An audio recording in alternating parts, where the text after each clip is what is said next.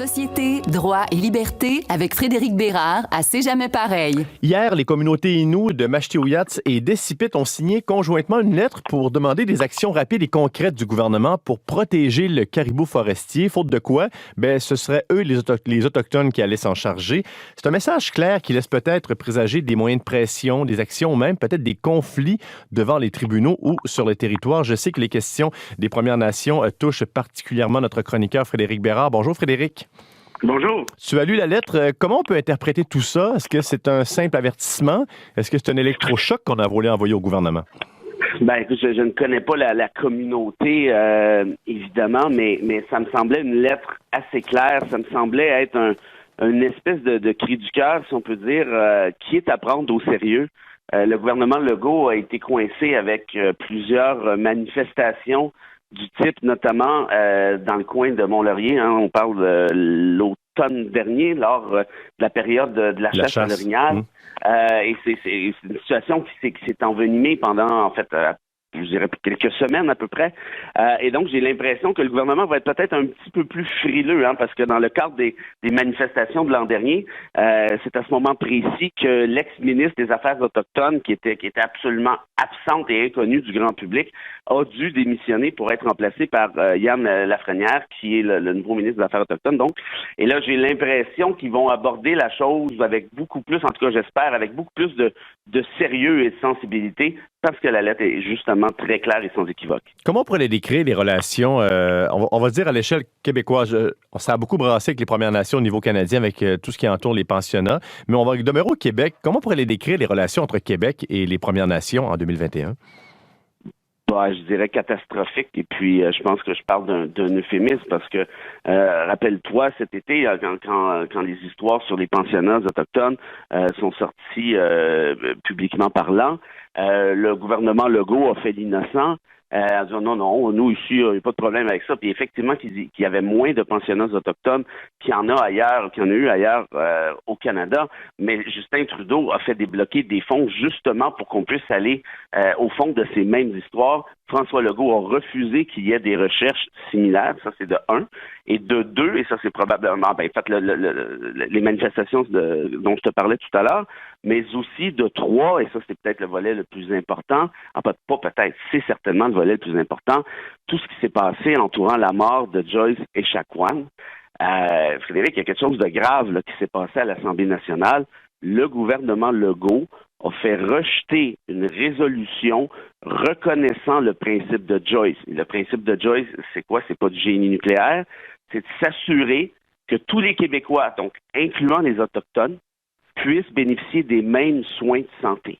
Cette résolution-là, qui est de style tarte aux pommes, a été rejetée par le gouvernement caquiste, à un point où les amis de Joyce, comme on les appelle, sont maintenant devant le Comité des droits de l'homme de l'ONU pour faire reconnaître le principe comme tel. Et je vous dis tout de suite, la décision est écrite d'avance. C'est très, très, très clair que le comité en question va reconnaître ce dit principe-là. Et là, après ça, le gouvernement Legault aura à trouver de nouvelles excuses. Donc, tout ça pour dire que si vous êtes autochtone au Québec en 2021, j'essaie de voir le positif, mais franchement, il faut chercher longtemps. Pour revenir à la lettre, donc, on sent que les Inuits veulent prendre en main le dossier du caribou forestier. Est-ce que ça va se passer, à ton avis, sur le terrain ou au niveau judiciaire? Parce qu'on le mentionne qu'on pourrait prendre des démarches judiciaires, mais si on se fie aux dernières confrontations, sur quel terrain ça va se passer, donc, ce débat autour du caribou forestier? Moi, si je m'appelle François Legault, je fais venir le ministre Lafrenière dans mon bureau, puis je dis, écoute bien, là tu pars à la rencontre des Inuits et tu ne reviens pas tant que tu n'as pas d'entente avec eux. Je te le dis, là, tu vas passer l'hiver là-bas s'il le faut, mais je ne veux pas te revoir ici tant que tu n'as pas d'entente. Pourquoi? Parce que si une telle entente échouait, et c'est possible, les recours judiciaires, tu viens d'y référer, serait, à mon avis, mais je connais pas le détail, donc je ne veux pas me prononcer avec trop de certitude, mais le recours judiciaire serait, à mon avis, assez certainement, en fait, en faveur des Inuits en question. Pourquoi?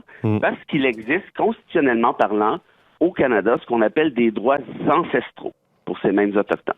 Il y en a qui trouvent ça injuste. Peut-être que parfois ça peut l'être, mais dans certains cas, lorsqu'on parle de protéger des ressources naturelles qui appartiennent, quand on y pense, à l'ensemble des Québécois. Je vois mal, moi, comment un tribunal pourrait refuser une demande qui, évidemment, si elle était raisonnable, refuser une demande raisonnable de ce type-là. Je ne vois pas comment ça pourrait arriver. Dans la lettre, on critique un peu le processus, cette tendance à faire des commissions, parce que là, on proposait de faire une commission sur le caribou forestier. Est-ce que c'est vrai que les commissions, là, par rapport à ces dossiers-là, c'est vrai qu'on a l'impression que c'est une recette qui est un peu moins efficace?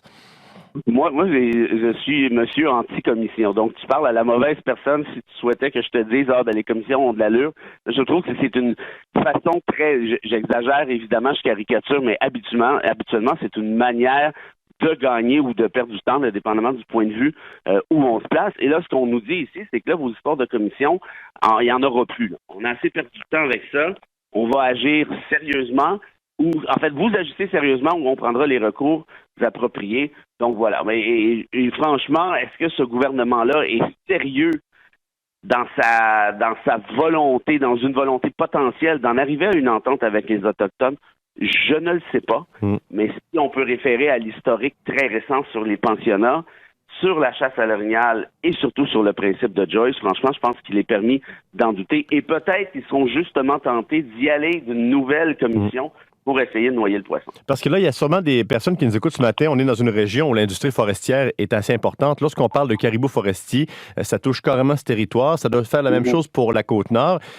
On a l'impression que c'est encore une fois les communautés autochtones, les Blancs des secteurs, les travailleurs qui seront un peu les victimes collatérales dans toute cette histoire. Et ça, c'est dommage et je les salue et je pense qu'il faut justement, si vous êtes le gouvernement Legault, il faut justement prendre ses responsabilités pour l'ensemble de l'harmonie et de la collaboration. On parlait des manifestations sur la chasse à l'orignal. Qui a payé le prix? Il y a plusieurs travailleurs et plusieurs chasseurs aussi, mais il y a plusieurs travailleurs qui ont subi, si je peux dire, les conséquences de ces manifestations-là. En même temps, si vous êtes à la place des Autochtones, moi j'essaie toujours, Frédéric, de me mettre à la place de l'autre. Si vous êtes les Autochtones en question et vous voyez très bien que la ressource périclite et que le gouvernement non seulement ne fait rien, mais souvent encourage l'espèce d'épuisement de cette ressource-là, qu'est-ce que vous faites? Quelles sont les options? Et on pourrait référer à un paquet de grands hommes, grandes femmes en matière de désobéissance civile, les Martin Luther King, les Thoreau, les Gandhi. Tant que les manifestations sont pacifistes, est-ce que c'est pas une façon d'envoyer un message clair, évidemment avec des désagréments, mais pensons-y, mettons-nous encore dans la peau de ces mêmes Autochtones en question. S'il ne faut pas des gestes comme ça, qu'est-ce qui se passe? Ils vont assister à une commission, puis à une autre commission, puis une dernière commission? Où ils essaient justement de brasser la cage, d'envoyer un message fort. Et puis là, justement, si ce gouvernement-là est responsable, il va agir en conséquence au profit de l'ensemble des Québécois et non seulement des Autochtones visés. Alors, on verra la réponse du gouvernement à cette lettre qui est parue hier, signée par les communautés Innu de Macheteouyats et d'Essipit. Frédéric Bérard, merci beaucoup. On se reparle la semaine prochaine. Toujours un plaisir. Au revoir. À bientôt.